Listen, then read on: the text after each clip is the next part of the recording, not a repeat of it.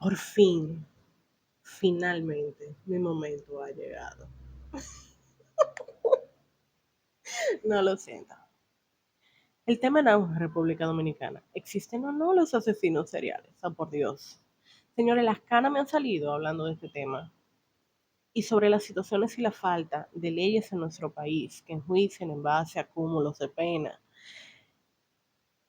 Desde ayer ha rondado una noticia debido a una situación que ocurrió, la última situación ocurrida el 6 de noviembre del presente año, 2024, aquí en República Dominicana, donde una mujer fue asesinada a manos de su pareja.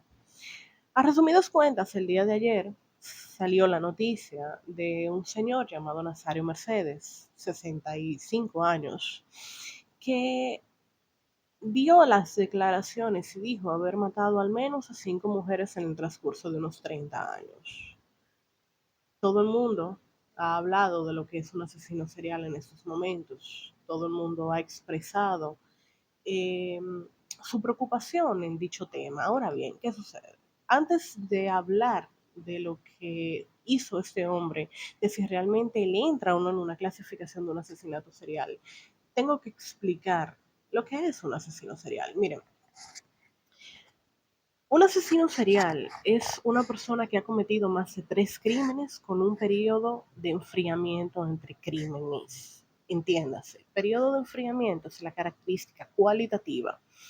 El número de víctimas es la característica cuantitativa. O sea, la definición de asesino serial ha matado más de 3 víctimas, característica cuantitativa, con un periodo de enfriamiento entre crímenes, o sea, un periodo entre crimen y crimen. Periodo de enfriamiento es esa etapa donde vienen sucediendo diferentes fases que les voy a explicar un poco más adelante, que abarcan y engloban lo que es este periodo. Es un proceso emocional que sucede en los asesinos seriales y que determinan lo que es la característica cuantitativa. Ahora, esto quiere decir que si una persona ha cometido menos de 3 crímenes, que es lo que se considera para introducirse en la clasificación, ¿esa persona no cae en esto? Depende. Existe una variable que es la intención. Si se puede comprobar que existe la intención de continuar cometiendo asesinatos, pues de igual manera este sujeto se puede introducir en la clasificación de lo que es un asesino serial, sin necesariamente existir la cantidad de 3 víctimas. Ahora, el señor Mercedes Nazario, eh, un señor ya de 65 años inició su proceso de comisión de crímenes a los 35 años, según él habló, su inicio fue en 1995. Estamos hablando de que tenía en ese momento 35 años. El periodo de introducción normal de un asesino serial engloba entre los 25 y 35 años, normalmente delimitado por las motivaciones que tienen o por la tipología de asesino que lo caracteriza. Sin embargo, esto no es la regla necesaria. Existen excepciones en toda regla. Aunque él abarca el periodo de edad normal en el cual se empiezan a desarrollar esos crímenes, que generalmente llevan un límite de 35 años. También nos hace dudar en si realmente este sujeto cometió algún tipo de crimen previo a esto. Y esto entra en lo que es una carrera delictiva de un asesino serial. Ahora vamos por parte para que podamos comprenderlos. El término asesino serial tiene más de 200 años. En el periodo de la Edad Media se le catalogaban lo que son los asesinatos seriales actuales, lo que conocemos como un asesino serial, a los vampiros y los hombres lobos. ¿Por qué? Porque la terminología aún no existía. Las creencias religiosas, mágico-religiosas, las creencias sociales y poblacionales de la época determinaban que en ese periodo de tiempo se consideraba que los hombres lobos y los vampiros eran los que cometían pues estos crímenes. Posterior a esto, ha surgido todo lo que son los asesinos seriales y se definió o se estableció una definición un poco más adelante. Ahora, ¿qué sucede? Ya dije, o sea, habiendo aclarado lo que es el asesino serial, tenemos que aclarar cuáles son las características principales de estos sujetos. Tenemos personas que normalmente cumplen de 2 a 3 criterios de lo que se considera la tríada homicida. La tríada homicida engloba la piromanía, o sea, la necesidad de satisfacción a través del fuego, la necesidad de incendiar cosas, el zoosadismo, que es la agresión con animales, y la enuresis. La enuresis es cuando un niño a una edad en la cual no debería de hacerse pipí en la cama, pues todavía no controla sus esfínteres y pues se hace pipí a una edad que ya no se considera lo adecuado en la evolución de este niño. De igual manera, se observa en la mayoría de los casos un avance, un progreso en una carrera delictiva, entiéndase.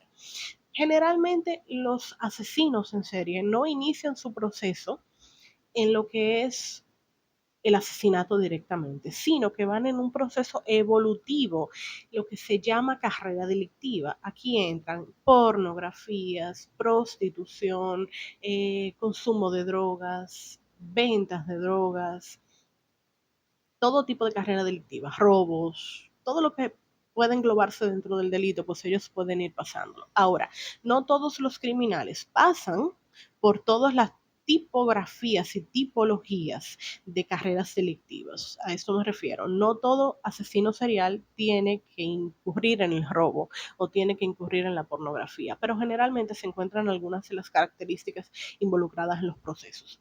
Normalmente existen dos grandes clasificaciones: los enfermos mentales y los psicópatas. Con enfermedades mentales nos referimos a personas que padecen esquizofrenias, algún tipo de trastorno delirante, algún tipo de alucinación, vamos a ponérselo así para que todo el mundo pueda entenderlo. Y los psicópatas, que ya hemos hablado de lo que es este trastorno varias veces, y eso llevaría a un programa completamente aparte.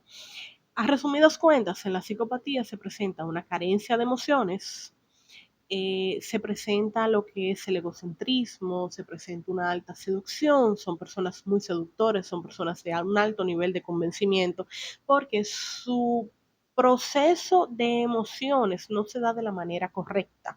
Entonces, al no presentarse en el caso de ellos un proceso emocional, pues los asesinos seriales que padecen de ciertos niveles de psicopatía o padecen el trastorno psicopático de la personalidad, pues simplemente salen en búsqueda de una constante necesidad de satisfacción de emociones.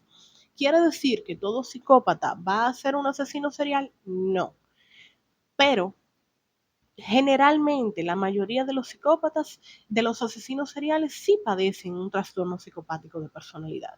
Esa es una aclaratoria. De hecho, un 90% de los asesinos seriales, según las estadísticas, padecen de psicopatía, lo que quiere decir que el otro 10% pues viene con otras condiciones asociadas y que pueden presentarse dentro de lo que es el asesinato serial. Existen dos tipos de rasgos: los asesinos seriales que incurren en delitos no violentos y violentos. Generalmente los no psicópatas esperan hasta los 12 años para los delitos no violentos y a los 14 para los delitos violentos, cuando no son psicópatas.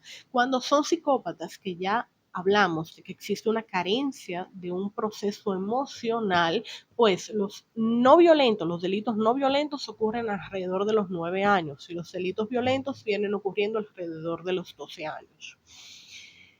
Usualmente, y aquí quiero involucrar un poquito al señor Nazario Mercedes. El señor Nazario Mercedes explicó que en 1995 cometió su primer asesinato, hace 30 años, contando con 35 años de edad. Según él narra, esta persona la señora Castillo, vivía en San Pedro de Macorís, eh, llamó a la familia posterior a haber cometido el crimen y le dijo que ella se había ido en Yola. La familia siempre se extrañó y, según se ha expresado, ellos no dejaron de buscar a su familiar debido a que ella no se hubiese ido sin despedirse de los familiares y de sus padres. Me parece curioso, pero bueno, sucede mucho, señores. El segundo asesinato, él lo narra 13 años después, en el 2008, según él establece. Eso todavía no se ha comprobado. Sin embargo, para el 2008 cometió el segundo crimen con la señora Diana Carolina Lorenzo. Entonces, ya para el 2014, agrede, agrede, porque esa señora no fue asesinada. Esa señora él la dejó por muerta después de haberla agredido violentamente, dándole golpes, a la señora Rosa María Peralta. Eso fue en el 2014 en Atuviejo. Para el 2022, según se expresa, a la señora de los Santos en Rancho Viejo, en Rancho Arriba, en San José de Ocoa, pues él la asesinó, y para el 2023 se expresa, según él determinó, que él había asesinado a una haitiana indocumentada en nuestro país, o sea, en República Dominicana. Esos son los 4 crímenes anteriores, los 4 asesinatos anteriores que él detalló, y el crimen que cometió en contra de la señora Peralta, la cual dio por muerta pero logró sobrevivir.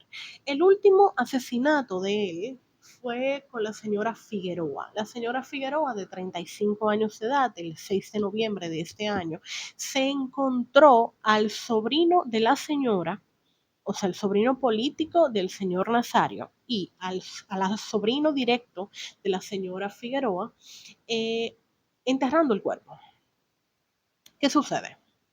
Aquí vemos diferentes características. Normalmente existe un patrón en el caso de los asesinos seriales. Ahora, ¿cuál es el patrón en este caso?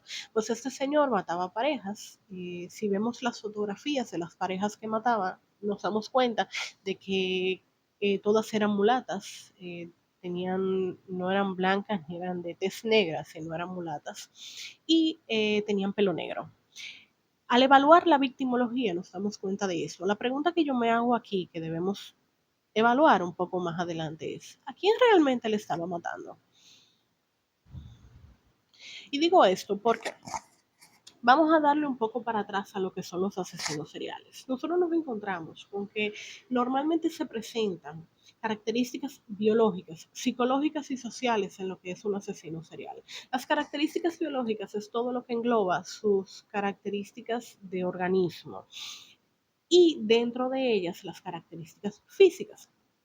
Lombroso, hace muchos años, determinó lo que son los diferentes tipos de delincuentes y los diferentes tipos de asesinos. Dentro de sus clasificaciones nos encontramos con lo que es el delincuente loco moral. El delincuente loco moral generalmente en sus características físicas tiene un cráneo igual o superior a la media poblacional, o sea, o es igual o es un poco más grande el cráneo de lo que corresponde al resto de su cuerpo. Normalmente nos encontramos con una mandíbula un tanto voluminosa, que es muy notoria en el caso de este señor, y por eso hablo de lo que es el delincuente locomoral.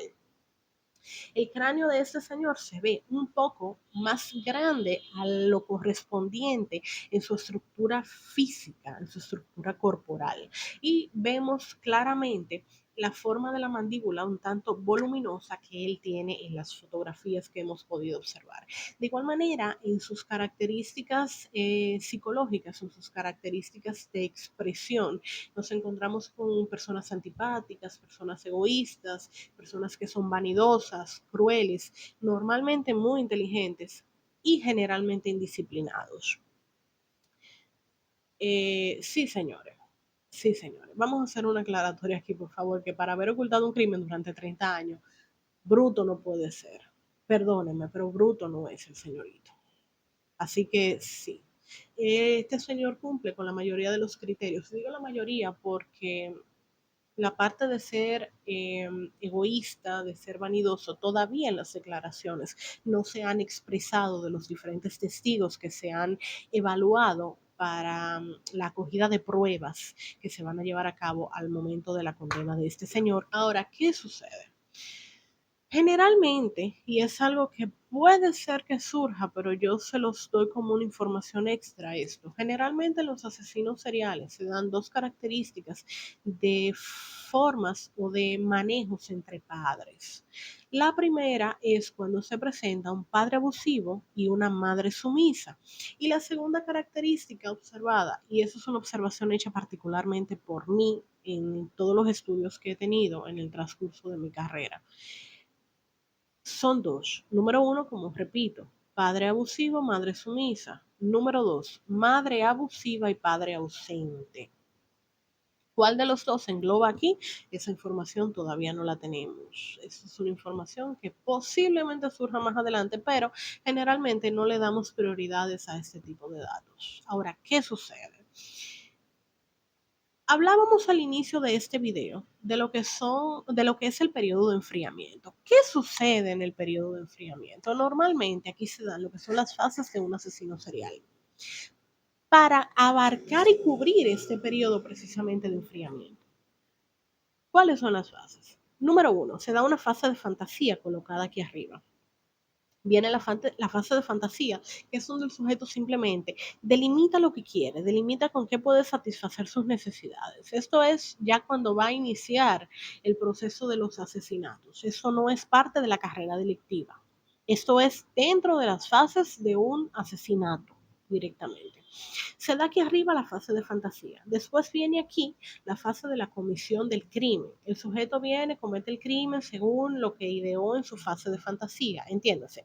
En su fase de fantasía, el sujeto determinó que a lo mejor utilizando los golpes, como este sujeto, utilizando la envoltura en fundas de basura, como envolvió alguno de los cuerpos, pues él puede satisfacer sus necesidades y salirse con la suya, vamos a decirlo así. Entonces, él viene y comete el crimen y ejecuta el crimen en base a esto. No quiere decir que como se ideó la fase de fantasía va a ser exactamente la comisión del crimen, porque debemos recordar que todo crimen cometido va a estar delimitado y va a estar sujeto a variables aportadas por la víctima, que es lo que le da el placer y la satisfacción a los criminales, y ese proceso de satisfacción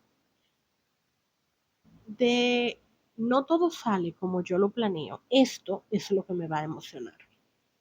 ¿Qué sucede?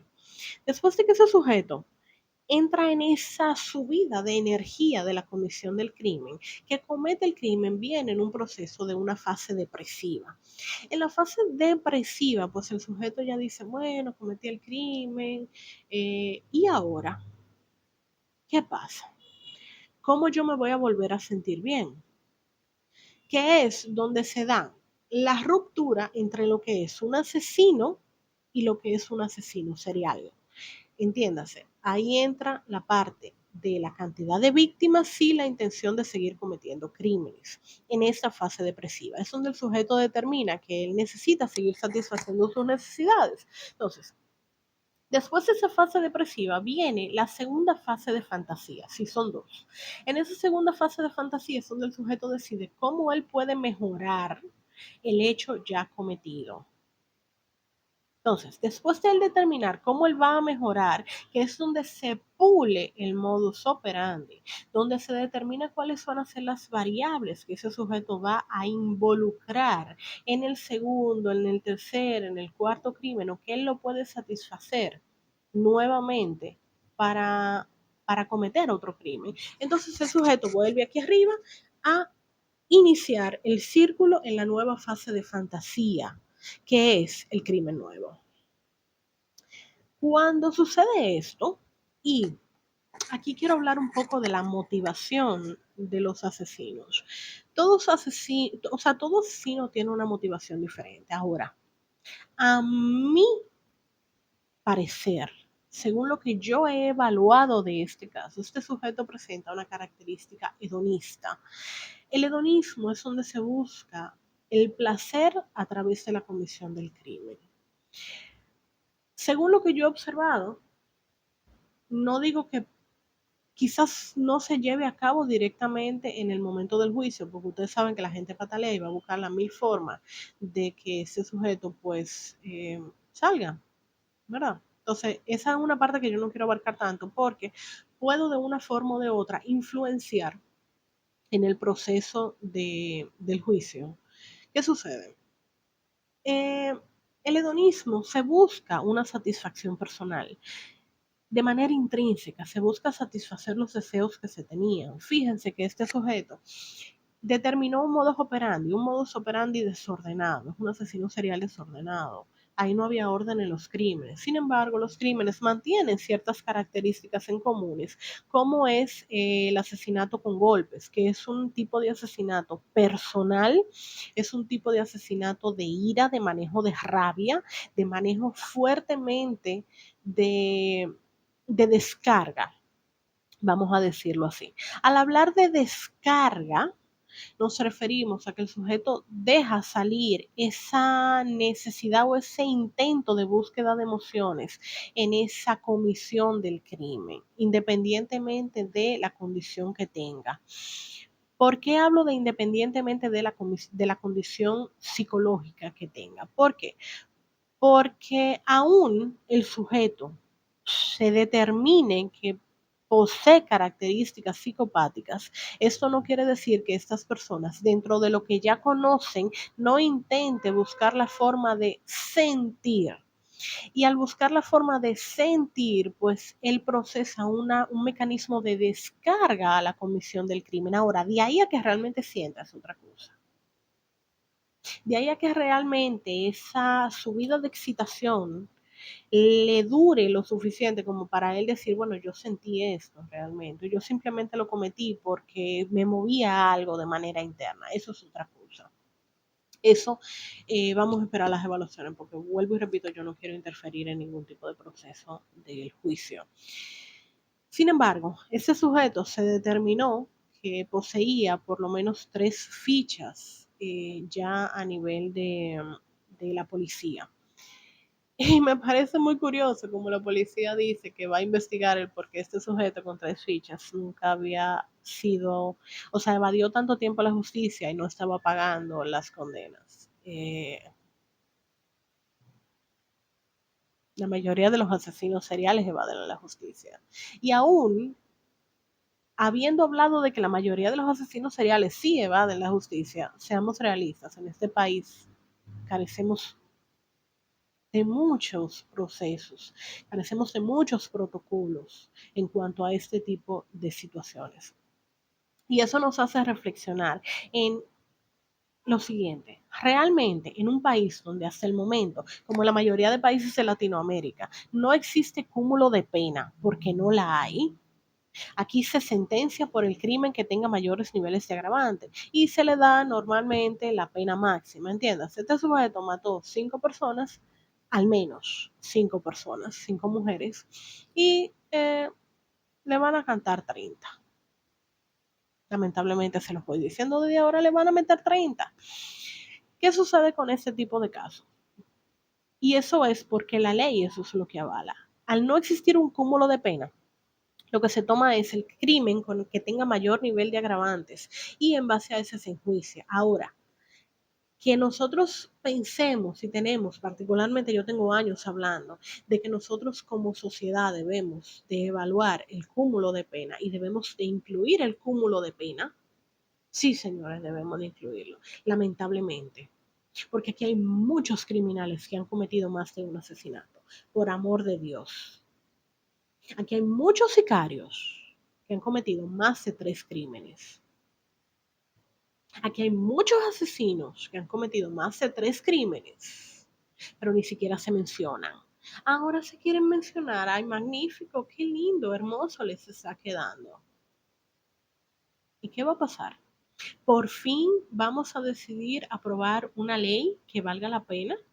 Por fin vamos a decidir tomar cartas en el asunto y darnos cuenta de que como país damos rienda suelta a todo porque ni siquiera nos hemos preocupado por lo que se llama cúmulo de pena. Y para terminar, ¿cómo dijo el señor Nazario al momento en el cual estaba siendo trasladado a la cárcel?